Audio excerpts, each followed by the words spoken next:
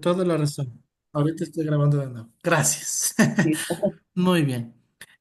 Vamos, quiero escuchar otro caso. No pude escuchar el de Lore, pero entiendo que lo pudieron resolver entre todos ustedes. No sé si alguien más se anima para poder dar cómo lo resolvieron a este caso práctico de un cliente que quiere rebajarse. Eh, por ejemplo, siempre es bueno darle alternativas, ¿no? Yo voy a resolver este caso como abogado porque yo no soy, en este caso, no finjo, funjo estas obligaciones. Más como abogado, ¿qué le diría yo? Si me van a pagar a contado, estoy vendiendo 200.000, me van a dar 170.000, son 30.000 menos. Y por casi 5 meses no he tenido ninguna propuesta. Y tengo justo una formal de 170.000 en efectivo. Yo les llevaría la reflexión a la persona. A ver, primero haría un sondeo de cómo están alrededor, cuánto se está vendiendo alrededor, si se ha vendido en eso, no se ha vendido en eso. Más o menos hay que evaluar absolutamente todo, todos los aspectos, pero no por vender. Voy también a tratar de dar algo que le perjudique al vendedor, ¿no es cierto? Entonces, en este caso, si yo soy cliente del vendedor, tengo que tratar de ver la manera más adecuada para que la persona que está vendiendo la propiedad no pierda. Y si soy cliente del comprador, tengo que también ver la manera de que pague algo justo, no que pague de más por algo que no vale eso. A eso, bueno, ¿cierto? Entonces, por más que en este caso quieren bajar una cantidad de dinero, la rebaja no está mal en una negociación. Si hablamos de venta de bienes raíces, no está mal hacer una rebaja, siempre y cuando se lo haga de manera efectiva y bajo los parámetros correspondientes. O sea, analizando todo. Lo que yo le escuché un poquito a María Fernanda lo que decía, y siempre se analiza todo. Es mucho más fácil negociar cuando se paga contado que cuando se paga con fideicomisos, que cuando se paga con créditos. Ahí no hay mucho para rebajar. Pero en cambio, cuando se paga contado, la persona tiene ahí el dinero. Entonces hay que analizar. Y los negocios hay que hacerlos en lo caliente. Nunca hay que permitir que se enfríen los negocios, porque si se enfrían, qué difícil que luego volver a tener una buena negociación. Es bien difícil. Les digo eso yo, pero ¿alguien más se anima a ver, a hablar cómo lo resolvió? ¿Alguien quiere hablar un poquito? Tenemos 5 minutos para de ahí terminar con la clase, nos quedan 40 para poder terminar. ¿Alguien resolvió? ¿Alguien más quiere animarse?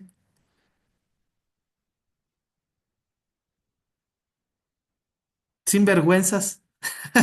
Sin Yo, yo, vergüenza. yo A en ver, honor a la Jorge. verdad, como yo no tengo mucha experiencia en esto, entonces preferí escucharles a las compañeras que ya están fogueadas, ¿no? en el campo de batalla, entonces yo me estoy nutriendo de eso, la verdad.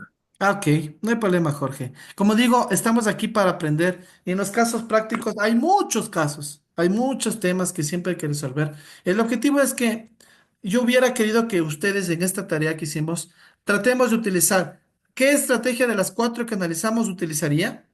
Yo utilizaría por ejemplo, utilizaría la estrategia colaborativa y compromisoria. Me comprometería en algo y haría que ambas partes ganen. ¿Y qué tácticas para poder vender? Trataría de utilizar todo lo adecuado para poder llegar a una negociación. Eso sí, sí haría una rebaja. Yo sí haría una rebaja, pero no sé si la haría del 15. O sea, sí haría de un 5, de un 7, no del 15. O sea, eso sí no haría del 15. Yo al menos no haría del 15. El objetivo es que la negociación, pero recuerden la pregunta, no perder la venta. Siempre y cuando se cumpla con los parámetros, no quisiera perder la venta. Ok, dentro de esta primera clase, este segundo módulo, perdón, esta segunda clase, hemos acabado el tema de la estrategia de la negociación, estrategias y tácticas de una negociación. Ahora, ya hemos hecho la negociación, hemos utilizado las estrategias adecuadas, las tácticas adecuadas, pero ahora vamos a hablar acerca de la resolución de conflictos. Resulta que dentro de esta negociación hubo conflictos. Saben que en una negociación hay conflicto al inicio, puede haber conflicto al inicio, puede haber conflicto intermedio, puede haber conflicto antes de firmar, puede haber conflicto después de firmar, siempre va a haber un conflicto. O puede ser que la negociación siempre fue tan equilibrada que nunca lo hubo. Correcto, también puede pasar. Pero hoy vamos a aprender. ¿Cómo resolver un conflicto en bienes raíces? Hoy vamos específicamente en bienes raíces, a pesar que el análisis que vamos a tener hoy abarca en todo, pero vamos a hablar hoy de bienes raíces. ¿Cómo manejar desacuerdos en el ámbito inmobiliario de manera profesional? Recuerden que una manera es de manejarlo de manera normal y otra manera de manera profesional, como un profesional que uno es. Tratar de resolverlo siempre de manera correcta. Ahora, ¿qué es un conflicto? Viene la primera pregunta. Para resolver un conflicto, primero es debemos saber qué es un conflicto. Un conflicto surge cuando hay un desacuerdo entre las partes. Ese es un conflicto. Cuando hay un desacuerdo entre las partes. Alguien no está de acuerdo, inmediatamente que surge un conflicto. Inmediatamente. En bienes raíces, por ejemplo, puede darse en problemas legales, en mala comunicación, promesas incumplidas o diferencias en expectativas, por ejemplo. Ahí se da un conflicto. Por lo general, yo como abogado en temas de bienes raíces, siempre ha habido conflictos por temas legales, por temas de documentos. Ha habido siempre conflictos que al inicio no se plantearon. Para una buena negociación, ¿qué debo haber tenido primero? Tuve que haber presentado todo lo necesario para cuando ya se formalice no tener ningún problema. A veces se trata de hacer acuerdos sin tener todo lo necesario. Eso implica un conflicto a futuro legal.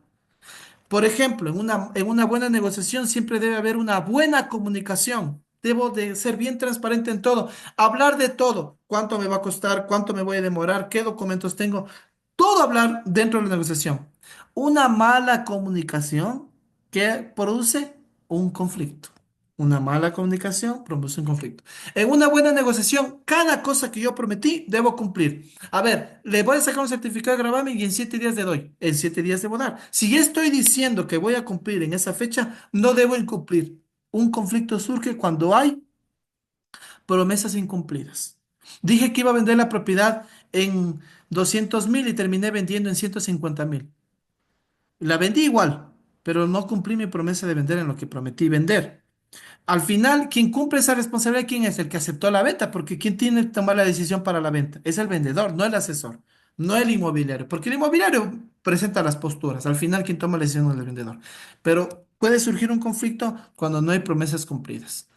Y va a haber conflicto cuando hay diferencias en expectativas. Yo tenía otra expectativa de lo que me estaban ofreciendo y al final surgió el conflicto. Entonces, ahí tenemos un concepto de lo que es un conflicto. Ahora, causas frecuentes de un conflicto. Ya tenemos un concepto. Ahora, causas frecuentes de un conflicto. Por ejemplo, retrasos en entregas. Había muchas veces en mi trabajo, tenía conflictos, por ejemplo, de personas que vendían la propiedad y el día de la firma de la escritura se tiene que hacer dos cosas bien claras el día de la firma de escrituras. La primera, se paga. El día que se firma, ¿qué se hace? Se paga. Pero aquí también se entrega el día de la firma. Entrego las llaves de la propiedad. Las dos cosas, tanto el vendedor como el comprador tiene algo que hacer.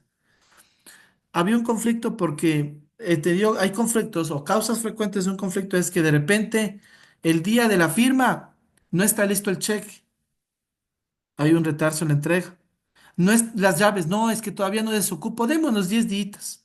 Y hay un conflicto ahí. Les voy a contar uno. Resulta que íbamos a firmar escrituras. Todo se habló, una prohibición enajenar por patrimonio familiar y por usufructo. Entonces se tenía que levantar a través de escritura pública el usufructo y el patrimonio familiar también, pero esa era con una entidad del ISPOL. Entonces teníamos que aceptar el procedimiento con el ISPOL. Las personas que compraron la propiedad llegaron a la oficina, se les presentó todo y dijeron, ah, sí, no hay problema. ¿Cuánto se va a demorar, doctor? Porque yo fui el que hice el trámite. Le dije, en un mes y medio, máximo dos, está resuelto, porque en el ISPOL sí me voy a demorar un poco del tema del levantamiento. Ahora, ¿saben? El trámite se demoró mucho menos, se demoró 28 días. El levantamiento del usufructo y el levantamiento del patrimonio familiar. Pero resulta que durante la negociación nunca se avisó que los señores vendedores nunca dijeron que vivían, o sea, sabíamos que vivían ahí, pero que iban a entregar la casa 15 días después de firmarse las escrituras. El día que fuimos a firmar, justo el día que fuimos a firmar, ya todo se resolvió. Miren cuánto tiempo se esperó. 28 días, casi un mes, digamos que un mes. Ya se firmó el día, ya les dijo, bueno, por favor, les cito a tal día. Y fuimos hasta con la asesora inmobiliaria, fuimos a tal día a la notaría, estuvimos ahí todos sentados. Cuando ya el señor va a entregar el cheque y ese rato le dice, ¿y las llaves? Le dice, ah, pero es que quiero un favor. Quiero que desocupe, quiero que nos den 15 días porque todavía tenemos las cosas ahí. Ese rato, en plena firma de escritura, hubo un conflicto. Miren, yo tengo un título de mediación. Yo soy mediador acreditado a nivel nacional. Créanme. Siempre trato de ver alternativas adecuadas, pero ese día yo no supe cómo resolver. Créanme, por más que puse la mejor cara, hice bromas, todo, traté de dar herramientas, no pude resolver. Casi, lo que sí les puedo decir es que la venta no se cayó, casi. Sin embargo, me acuerdo la cara del señor, la indignación que tuvo. No quiso firmar y se fue. No entregó el cheque tampoco. Y al final se enojaron, o sea, se enojaron entre vendedor y comprador. Yo dije, ya se cayó esta venta. La asesora me acuerdo que se puso muy triste. Ese día no pudimos resolver. ¿Cuál era la causa frecuente de un conflicto? ¿Cuál era la primera? Retrasos en entregas. Resulta que yo le llamé por teléfono. Le dije, mire, le invité un café. ¿Saben cuál fue mi estrategia? Con la asesora les empezamos a invitar, les hicimos una invitación personal a cada uno, a un lugar, gastamos en eso y empezamos a conversar. Miren, pasa esto, pasa esto y tratamos de resolver el conflicto. Al final se resolvió. Se les dio 10 días, no 15, 10 días, pero hubo un retraso. Para que exista un conflicto, para que no hubiera existido ese conflicto, si nos hubieran dicho antes de firmar, ¿saben qué? El día de la firma vamos, no tenemos unos 15 días, algo así. No hubiera pasado nada, porque se habló, pero no se habló. En relación a mi conflicto que yo tuve, sí se resolvió, pero no siempre se resuelven, a veces hay un problema. ¿Por qué? Porque hubo un retraso en entrega. Voy a hablar otro. Malos entendidos sobre precios o comisiones. Miren, este es un conflicto que siempre pasa. Precios y comisiones. Resulta que ya se puso un precio en el contrato y ya se acordó, pero a veces los clientes vendedores se hacen los que no saben. Se hacen, uy, a mí nunca me dijeron que era en ese precio. A veces incluso dicen, yo no he firmado nada. Hasta se hacen los que no han firmado. Hay conflictos por eso y por precios. Por la comisión hay conflictos. No se conversó, malos entendidos sobre ello. Se acordó el 4 pero resulta que al final verbalmente acordaron el 3 porque resulta que habían conversado y que no había no sé qué cosa y al final terminaron en el 2%. Es terrible, o sea, una mala conversación implicó ¿qué? Un conflicto. Yo les aconsejo algo.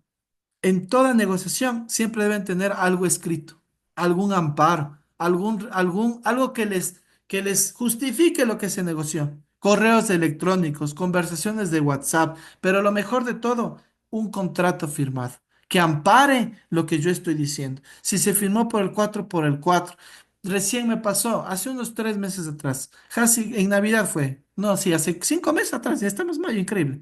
Resulta que una persona firmó un contrato y ya estaba acordado por el 4. Luego ha habido un problema y resulta que verbalmente han acordado el 3 verbalmente. Pero sí había un mensaje de WhatsApp en donde la persona acepta el 3, el asesor acepta el 3, pero había un contrato por el 4. Vamos a firmar el contrato. Se había acordado pagar la comisión el día de la firma de la escritura. Y cuando estábamos firmando, no fue el asesor y el asesor me dice, por favor, Santi, dame gestionado el pago de la comisión. Yo tenía el contrato, así que yo voy y digo, por favor, para que se transfiera esta cantidad de dinero a esta cuenta y yo hago con el 4%. Yo tenía el 4, yo no sabía que se había acordado por el 3. Miren, como yo soy abogado, yo no tengo planteo en esa negociación. Yo no planteé eso, yo planteé lo otro. Al momento de hablar, y les digo eso, me dicen, pero ¿por qué tanto? Yo le digo, porque es el 4. Y ya hubo un conflicto, hubo que un malentendido. ¿Por qué existe un malentendido? Porque no me avisaron a mí. La persona que me dice a mí que yo cobre eso, no me dijo, Santi, por si acaso, ya se bajó al 3, ¿no? Yo ya acordé verbalmente que va a ser el 3 por esto y esto. Nunca me dijo. Y empezó un malentendido. Casi hay un conflicto en un malentendido que se pudo decir con anticipación. Ese rato se llamó por teléfono. Ah, sí, perdón, Santi, me olvidé. Hazle con el 3. Pero imagínense, un malos entendidos, causas de frecuentes de un conflicto, malos entendidos sobre precios o comisiones. Vamos con otro problema, otra causa frecuente. deficiencias en el inmueble. O sea, por ejemplo, el inmueble está descrito de una manera. Dice lote de terreno número 15. En el certificado de gravamen dice lote de terreno número 15 ubicado en la parroquia Chopicruz del cantón Quito, provincia de Pichincha. Pero actualmente ya es una casa, ya no es un lote, ya está construida una casa ahí. Hay un conflicto. Tuve también. Miren, todo lo que yo les digo, a mí me pasó. Yo como abogado, yo soy experto en resolver conflictos. Siempre, saben que los abogados son como médicos. Todos los conflictos le caen al abogado y uno tiene que, como sea, dar la resolución al mismo, como sea, darle una solución. Y a veces uno carga con todo tipo de conflictos. ¿Qué pasó? Cuando se vende la propiedad, fueron a ver la casa, fueron a ver, les encantó a los clientes compradores la casa. Era una casa muy bonita en el sur de Quito, muy bonita. Cuando se saca el certificado de gravamen decía lote de terreno, no casa. Yo como abogado debo colocar en la escritura, describir tal cual dice el certificado de gravamen en la escritura. No me puedo inventar casa tal, no me puedo inventar. Resulta que le expliqué eso a la persona cuando compró, cuando firmó el contrato de reserva, pero creo que no me puso atención. Cuando fuimos a firmar las escrituras, a leer, me dice, no, pero doctor, ahí dice lote y yo estoy comprando una casa. ¿Saben cuánto tiempo estuvimos en la notaría? La firma fue a las 10 de la mañana. Estuvimos conversando hasta las 12 y no nos poníamos de acuerdo. Dijimos, Vamos a almorzar". Imagínense, cada quien se fue a almorzar y nos pusimos una reunión a las 2 de la tarde. Fuimos a las 2 de la tarde y ella había llamado como a 4 o 5 abogados. Y dijo, miren, es que el abogado, y cada abogado decía algo diferente en su audio. Cada abogado decía algo diferente en su abogado. Era increíble, o sea, no se podía llegar a un consenso.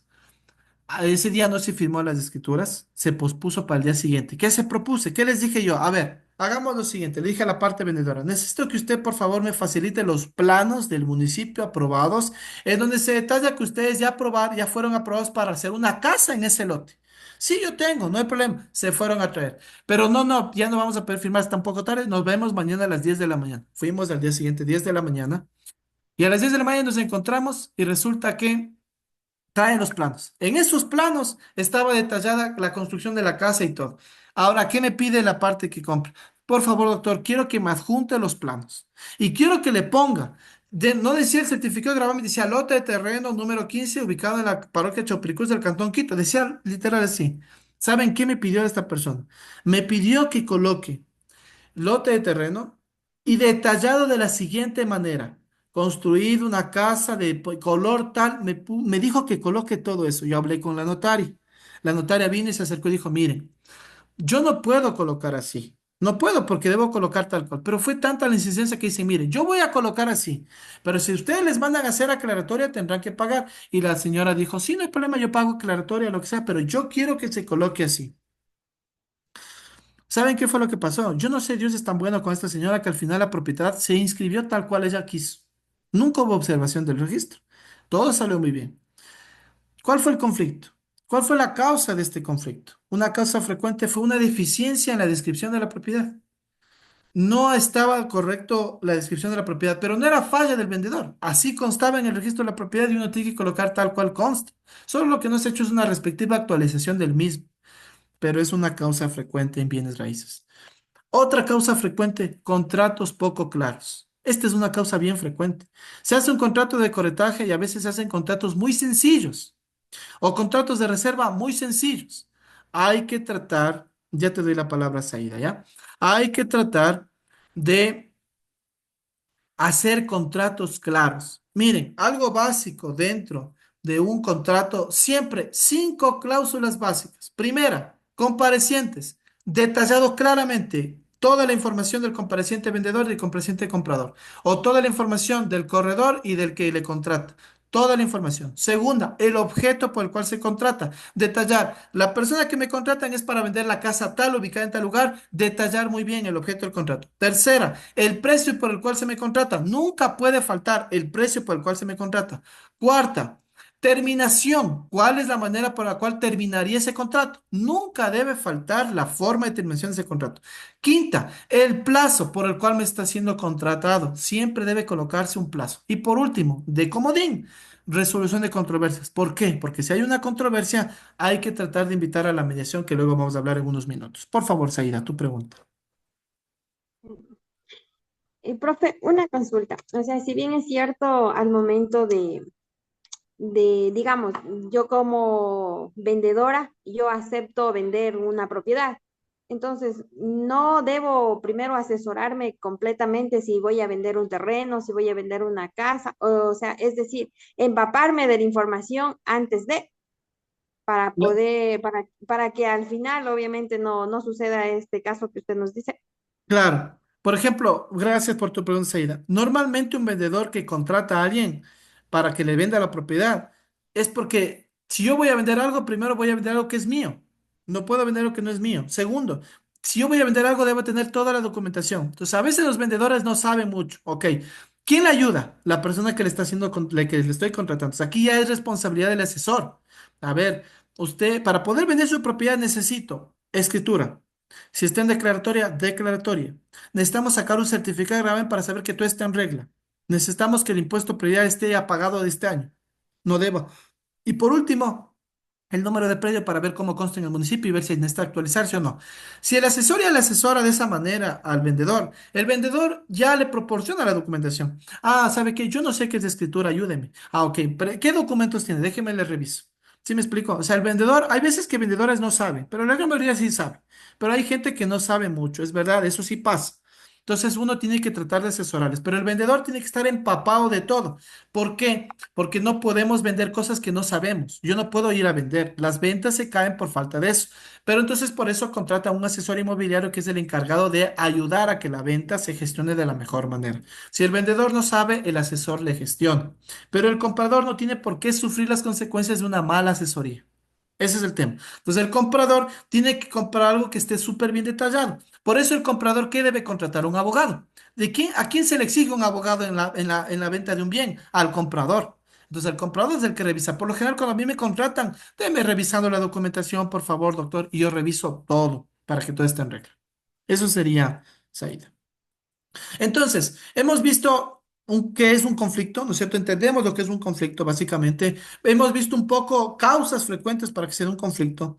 Ahora, ¿cómo vamos a resolver este conflicto? Tenemos técnicas de resolución de conflictos, técnicas de resolución de conflictos, y yo les voy a hablar de cinco específicas, perdón, de cuatro específicas que quiero compartir con ustedes. La primera es la negociación directa. Negociación directa. ¿Qué significa comunicación abierta entre las partes? Sencillamente hay un conflicto, pero vamos a tratar de hablar directamente el tema. O sea, no discutamos. Conversemos, resolvamos directamente el conflicto. O sea, ya se suscitó, ya se dio. Tratemos de hablar directamente el conflicto. Ahora, esta negociación directa no siempre tiene éxito. ¿Por qué? Porque cada una de las partes tiene su postura.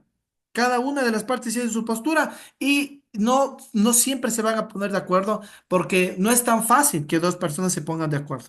¿Saben que no es tan fácil? Si hay un conflicto de por medio, yo tengo mi postura, él tiene su postura y cada quien la va a defender. Dentro de una negociación va a ser así. Entonces el conflicto va a existir. Por eso es que la negociación directa no siempre tiene éxito. Para mí, la que sí siempre tiene éxito, a mi punto de vista, es la mediación. ¿Por qué? Porque en la mediación hay un tercero, y es un tercero como aparte, o sea, no tiene no tiene una relación de intereses con ninguno, es imparcial. Es un tercero imparcial que se va a colocar allí para escuchar el punto de vista del uno y el punto de vista del otro para poder resolver el conflicto. ¿Qué hace un mediador? Un mediador les da las herramientas necesarias para que las partes se pongan de acuerdo y firmen el acuerdo. ¿No es cierto? Entonces, el mediador no habla. ¿Saben que el mediador lo que más hace es escuchar? Por favor, nos centramos en una audiencia de mediación. Entonces, ¿cuál sería el segundo? La mediación. La negociación directa no siempre tiene éxito. La segunda, la mediación, es la que para mí tiene todo el resultado efectivo en una técnica de resolución de conflicto. Se siente el mediador y le dice, escucho a A, escucho a B. Una vez que escucha a las partes, cada una de sus posturas, yo, como mediador, no voy a dar una solución. No les voy a decir lo que tienen que hacer, mejor dicho. Les voy a dar las herramientas para que tomen la decisión. A ver, si bien es cierto, usted dice esto, y usted dice esto, considero necesario que analicen esto. Miren, esta herramienta les va a ayudar en esto les va a ayudar en esto y esto en esto. Sencillamente yo trato de llevarles a la reflexión. Miren que la mediación es una conversación. Miren, cuando yo tengo una mediación, desde que yo inicio, lo primero que yo les digo es que en esa mediación no se va a gritar, en esa mediación no se va a agredir, en esa mediación no se va a imponer. En una mediación, ¿saben qué se va a hacer? Se va a conversar.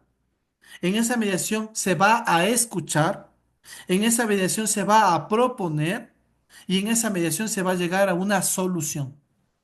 Las mediaciones por lo general tienen tres reuniones. Yo hago una invitación primera y en la primera reunión, si no nos ponemos de acuerdo, suspendo 1 hora. No necesariamente tenemos que estar sentados 4 horas para resolver un conflicto. Nada que ver. En 1 hora, si no se resuelve, les invito a un segundo día. Y así sucesivamente. Pero yo les hago siempre tres invitaciones en el caso de que la negociación haya sido bien difícil. Hay mediaciones bien difíciles en la resolución de conflictos de bienes raíces. Hay negociaciones difíciles, pero ¿saben qué? En la conversación está el éxito.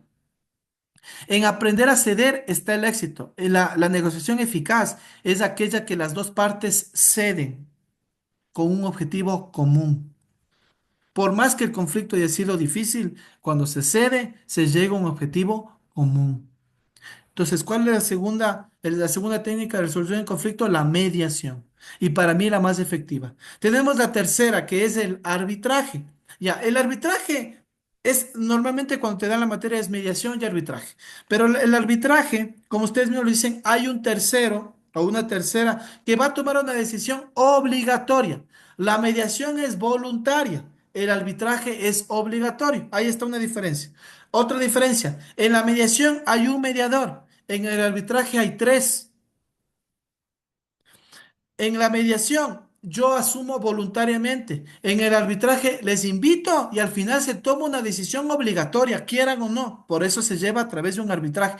¿Se han dado cuenta que los conflictos internacionales del país muchas veces han llevado a arbitrajes que al final han tomado decisiones y posturas que han perjudicado al país? ¿Por qué? Porque no se resolvió desde el inicio a través de la mediación correctamente. Y le dan el poder a un árbitro para que tome la decisión. ¿El árbitro de dónde conocemos siempre un árbitro? Vemos un partido de fútbol y ¿qué hay? Un árbitro. Y que toma la decisión porque él toma la decisión. Y tiene un asistente ahora, ¿no es cierto? El VAR.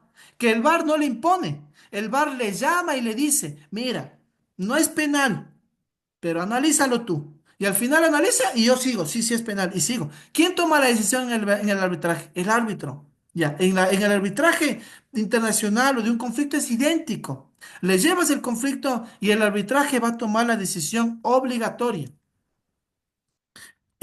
No toma la decisión las dos partes que están involucradas, sino el tercero que ya le pusieron como imparcial. Obviamente va a analizar todas las posturas, ¿no? No es que va a tomar una decisión de lo que él le da la gana, perdón la expresión. Sencillamente analiza todo y lo que él va más justo, o los tres que ven más justo, toma la decisión. Para mí es una solución eficaz, pero que no llega a ser la mejor como para mí es la mediación. Entonces, ¿cuál era la primera? Negociación directa, comunicación. Recuerda que cuando yo digo comunicación, la comunicación implica que las dos partes hablan, ¿no es cierto? Eso es comunicarse. Porque cuando solo uno habla y habla y habla y dice un monólogo, no es comunicación. Entonces ahí no existió nunca una negociación directa. Por eso es que la negociación directa es una comunicación abierta entre las partes. No siempre es efectiva, pero podría funcionar. La segunda, mediación. Para mí la mejor. La mediación, no se olviden, un tercero facilita el diálogo. Es imparcial, les da las herramientas y las partes resuelven el conflicto. Tercera, el arbitraje. Una tercera parte toma una decisión obligatoria. Se les llevó al arbitraje y esa parte tomó la decisión obligatoria. Y la última técnica de resolución de conflictos es una escucha activa y empática. ¿Qué significa esto? Cuando una persona a través de la negociación escucha y busca a través de la empatía resolver y escalar en el conflicto. Saben que es bien importante ser empático en la negociación de un conflicto. Siempre es bueno ponerse en los pies del uno y del otro para llegar a resolver el conflicto. La empatía es buena. No siempre yo tengo la razón. No siempre yo tengo la razón. Habrá veces que uno no la tenga. ¿Ok? Entonces, ahí hay técnicas específicas de la negociación. Específicamente de resolución de conflictos, mejor dicho. Cuando hay un conflicto, para mí, estas son las mejores métodos. Hay abogados que no piensan así. O hay personas que no piensan así. No sé si les ha pasado. Que tienen un conflicto, van de un abogado y ¿qué le dice el abogado? No se preocupe, le demandamos. Si ustedes encuentran un abogado así, les voy a ser bien sincero, no creo que es el mejor abogado. Hoy en día, siglo en el que estamos, el mejor método para resolver un conflicto es la mediación. El último método para resolver el conflicto es la demanda. La demanda sí es un método, obvio. Cuando la persona ya no entiende a través de la conversación, ¿qué tiene que hacer uno? Demandar, porque ya no entendió, ¿no es cierto? Y miren, la demanda implica hacer un trabajo minucioso para poder ejecutar algo. Sin embargo, cuando se llega a la audiencia, hay una etapa que se llama saneamiento y conciliación, y es la primera etapa. Aún ahí, después de demandar, el juez también insta a la mediación. ¿Se dan cuenta? Porque hoy en día un conflicto, cualquier conflicto que tengamos, se tiene que resolver a través de la conversación.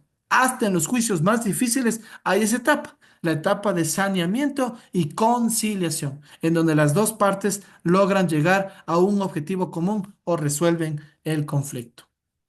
Ahora, les voy a dar pasos para resolver el conflicto. Pasos para resolver este conflicto. El primero, bien básico, escuchar con objetividad. Siempre les he dicho yo la importancia de escuchar. Yo no tengo que siempre solo hablar. Dios nos dio ojos, olfato, boca, tacto y oídos. Cada uno tiene su objetivo. Yo tengo ojos para ver, olfato para oler, boca para hablar, tacto para tocar y oído para escuchar. Y disculpen, no sé si son creyentes, no, pero quiero tomar en consideración algo. La Biblia en el capítulo 5 de Santiago le da un capítulo entero a la lengua, un capítulo entero a la lengua. Y dice que la lengua es el músculo más pequeñito, pero que puede incendiar lo que sea.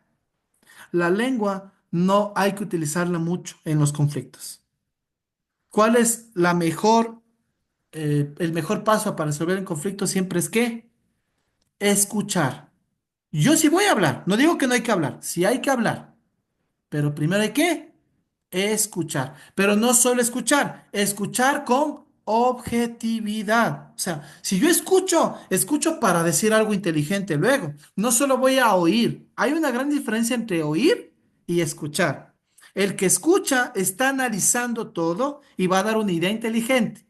El que oye, le entra por aquí, le sale por acá y siguió con su idea. No escuchó nada, ni nada que ver. Habló por hablar esa persona, porque yo por aquí entró, por acá salió y seguí con mi idea. Por eso dice escuchar con objetividad. Segundo, identificar intereses reales. Yo tengo que identificar cuál es el interés del conflicto, cuál es el verdadero interés de este conflicto y real. Identificar. Si yo estoy en un conflicto de bienes raíces en el cual se está peleando por el tema del dinero, no voy a estar luego hablando de la descripción de la propiedad. ¿De qué se está tratando? Del dinero. Entonces lo que solo voy a resolver el conflicto es el dinero.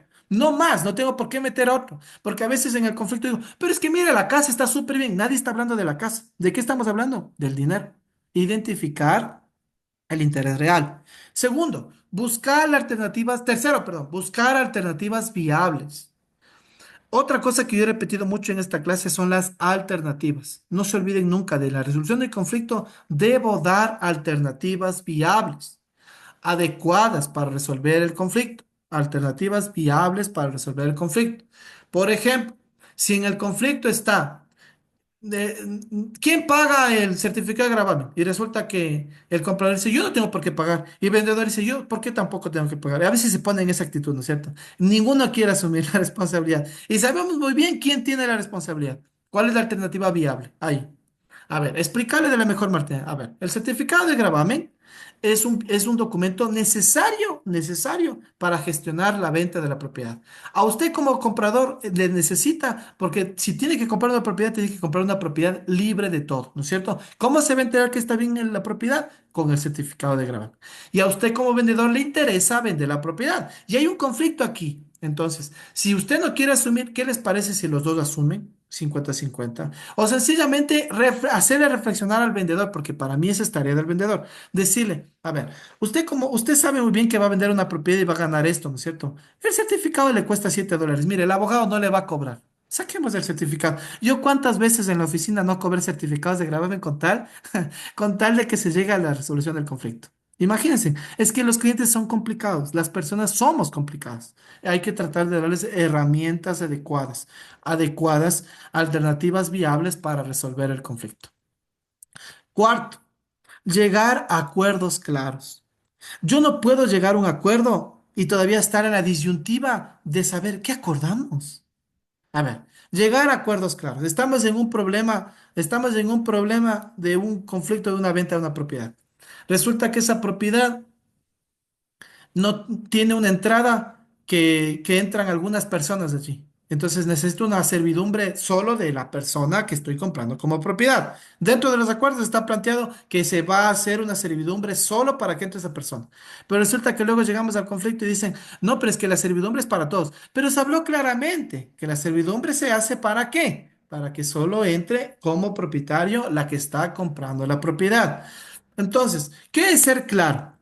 Si yo llegué a un acuerdo y firmé, el ser claro es tener planteado en un papel para luego volverles a leer. Créanme, las personas somos complicadas y a veces en el calor de la negociación no nos acordamos de lo que estamos negociando. Llega el conflicto y cuando está el conflicto dice, yo nunca dije eso. ¿Cuál es el respaldo para eso? ¿Cuál es el respaldo? El documento. El documento me respalda lo que la persona dice, no, es imposible que yo haya firmado. ¿Saben? A mí me ha pasado hasta eso. Yo nunca firmé, jamás he firmado eso. ¿Qué hago yo? Mira, aquí está. Es su firma. Una persona dijo, a mí me falsificaron. Créanme, pasa de todo en un conflicto, pasa de todo. Pero uno con los respaldos suficientes puede resolver el conflicto. Llegar a acuerdos claros. Nunca se olviden, los acuerdos tienen que ser claros. Si pacté por el 4% plasmado en un papel. Nunca lo verbal. Hoy no vale lo verbal. Queridos estudiantes, lo verbal no funciona. Todo planteémosles en papeles que respalden lo que estamos diciendo. Por último, y lo que les dije ahorita, formalizar por escrito. Si yo no planteo esto, no voy a poder tener un conflicto, no voy a poder resolver el conflicto. Miren, 5 pasos. Escuchar con objetividad, identificar los intereses reales de este conflicto, buscar alternativas viables para poder resolver el conflicto, llegar a acuerdos claros y por último, todo lo que planteé, formalizarlo en un escrito. Formalizarlo en un escrito sí o sí.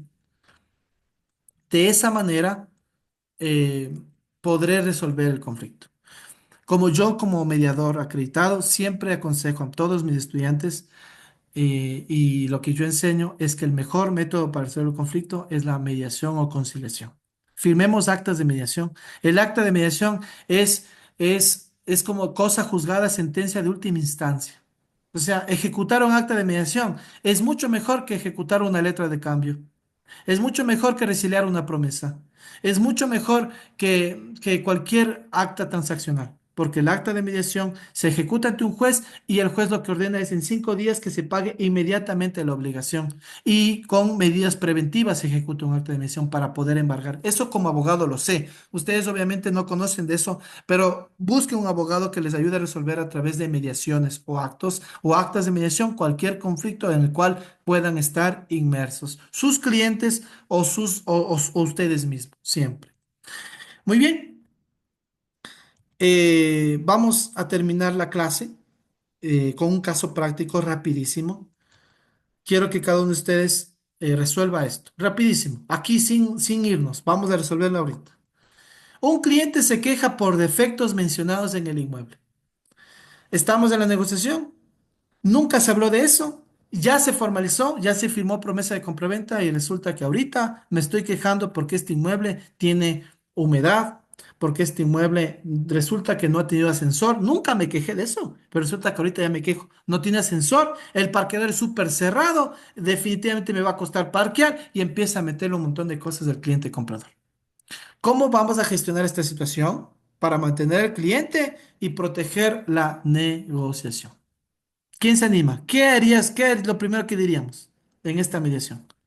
Miren todos los defectos que le puso. Hay humedad, el parqueadero es incómodo y resulta que no hay ascensor. Y ya firmamos promesa y hay un anticipo. Y como comprador estoy ahorita metiéndole mucha caña a esto ya. Definitivamente quiero fregar la negociación. ¿Qué debo hacer? Vamos a negociar. Vamos a resolver este conflicto. Yo soy el cliente comprador conflictivo. Por favor, quiero que me resuelvan. Ahorita ustedes son 7 mediadores. Necesito que en este caso me resuelvan porque yo no voy a comprar esta propiedad ya. Quiero que me devuelvan mi dinero. No quiero más, por favor. ¿Qué me van a decir?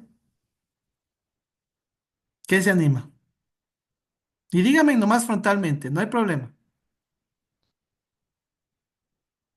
O sea, yo digo, ahí depende de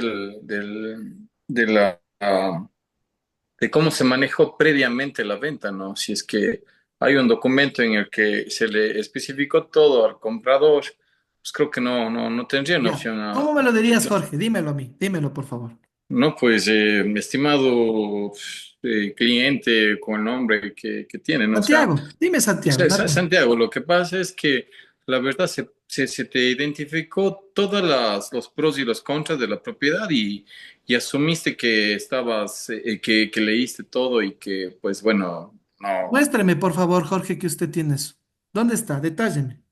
o sea, sería ya la ficha O técnica, sea, quizá claro, que... como lo que tú dices es correcto siempre y cuando sí se haya detallado en la ficha técnica eso. Si tú detallaste que dice no hay ascensor, yo ya lo leí, tu manera de negociar está correcta, porque me estás diciendo, el tono de voz que utilizaste muy correcto, tu tono de voz fue muy pacífico. Sí han visto que mi tono de voz es un poco alto como abogado, pero yo como hablo cuando estoy como mediador bajo muy bajo mi tono de voz. El tono de voz es muy importante. Tú me bajaste la guardia desde el inicio con tu tono de voz. Correcta tu manera de ingresar a la conversación. Sin embargo, si tú me estás diciendo algo, como me dices, se hace el anuncio, si tú no tienes un documento que respalde eso, fregaste la negociación ahí. Fregaste Ujú, la mediación porque yo te voy a caer con todo. Te voy a decir, a ver, muéstrame. Y me voy a enojar más. Es más, digamos que si hubo, tú ya pasaste la prueba. Vamos a otra resolución. Ya, Jorge, tú ya participaste. Siguiente. ujú. Por favor, ¿cómo más resolveríamos mi conflicto? Verán que ahorita yo soy un cliente bien conflictivo, bien fregado. No, ese parqueadero no sirve, está lleno de humedad y estoy metiéndole un montón de cosas ahorita. Quiero que me devuelvan dinero, voy a demandar a la empresa. En serio, me están perjudicando. Por favor, convénzame. Creo que ahí un punto clave es escuchar con objetividad.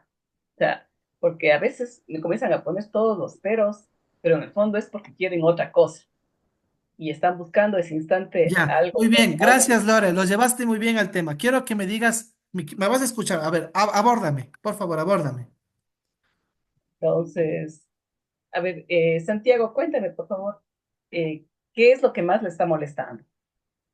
Ya, a Nosotros ver, ya habíamos visitado la casa y a usted sí le había gustado. Y este momento que estamos ya con la firma del convenio, le dice cosas que no le han gustado. ya, me molesta sencillamente que yo no pueda parquear mi auto. Es un parqueadero demasiado angosto y ustedes nunca me anunciaron eso. Pero previo a la firma del convenio, nosotros visitamos la casa, Y yo no parqué el auto, ¿se acuerdan? pero sí recorrimos, sí lo vimos. Ya, miren lo conflictivo que soy, ¿no es cierto? Ya le estoy metiendo un montón de cosas. Tu manera de negociar el tema es que lo estás llevando de una manera correcta. Miren, es un tema bien sencillo el que yo estoy tratando. O sea, yo creo que hay conflictos mucho peores y a veces bien difíciles. Hablar por Zoom es más difícil aún que hablar de frente. Lo que yo quiero que ustedes entiendan es que cuando uno está en un conflicto y existe ya el conflicto, la conversación es vital. El tono de voz es vital. Buscar alternativas van a ser adecuadas. Escuchar cuál verdaderamente es el interés. A veces ni siquiera es el parqueadero, no es la humedad. Sencillamente ya me arrepentí de vender, de comprar. Perdón, ya me arrepentí de comprar. Y estoy buscándole cualquier pero con tal de, de que me devuelvan el dinero. O también Ya quieren no obtener cabe, algo más, o quieren que puede les haber den algo algo más más, sencillo. quiero que me Exacto. den, quiero que me bajen, quiero que me den algo extra y comienzo a generar un conflicto porque yo sí tuve una cliente bien conflictiva, extremadamente conflictiva. Y realmente era así, escucharle ya que habla y se queje y mentía en la cara. Y ya, siga, siga, porque no, hasta que ya irle llevando, ¿sabe qué? Le vamos a regalar esto extra. Ya, bueno, por eso me voy a quedar. Pero en realidad era eso lo que quería desde el inicio. Por eso generó tanto. Y nunca, me estoy dando cuenta que tu conflicto nunca llegaste a discutir con la persona, le escuchaste y lograste Exacto, identificar el interés principal que había, le buscaste alternativas y ujú, llegaste a un acuerdo claro. Y al final, ¿qué hiciste? Firmaste el documento. ¿Te diste exacto, cuenta? Mediaste muy bien. Queridos estudiantes, créanme. Buscar solución a los conflictos es la mejor, es difícil, no es tan fácil, porque un conflicto puede darse de mil maneras. Hay muchos conflictos en la vida diaria de las bienes raíces. Sin embargo, mi mejor método es la mediación. Busquemos cada punto específico, escuchemos, demos alternativas, lleguemos a acuerdos claros y formalicemos documentos. He tratado de darles técnicas, de decirles cuáles son las causas frecuentes. Pueden repetirse la clase está ahí grabada y ustedes pueden repetirse para seguir aprendiendo, para profundizar mucho más en el tema. Pero en la vida diaria de un asesor inmobiliario o de un corredor van a haber conflictos, van a haber negociaciones y uno tiene que aprender a hacer una negociación eficaz con técnicas y tácticas y estrategias adecuadas y adicional a eso, resolver los conflictos que se puedan suscitar en el transcurso del tiempo de la mejor manera, con una conversación eficaz, con una mediación, si en última instancia no hay cómo, con un arbitraje y por último con la empatía también. La empatía es muy interesante e importante.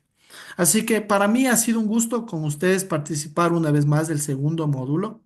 Nos veremos aquí el próximo lunes a la misma hora, 7 de la noche. He tratado de calificar sus trabajos de la mejor manera y créanme, leí todo, revisé todo. Sigan de la misma manera. He puesto comentarios en cada una de sus participaciones. De igual manera, va a haber una actividad para que lo puedan resolver. Cualquier conflicto que tengan, no duden en escribirme. Durante la semana hubo gente que me escribió y supe contestar. Yo la verdad contesto los mensajes de inmediato. A veces me demoro un poquito, pero siempre contesto, estoy pendiente de lo que me escriben. Espero haber podido darles lo necesario en esta clase o las herramientas adecuadas para que podamos aprender a hacer una buena negociación y aprender a resolver un conflicto. Por mi parte, un gusto haber estado con ustedes en esta noche y nos veremos el próximo lunes de la misma manera. Gracias por cada una de su participación. Saida, ¿quieres hacerme una pregunta, creo? Sí, sí, profe.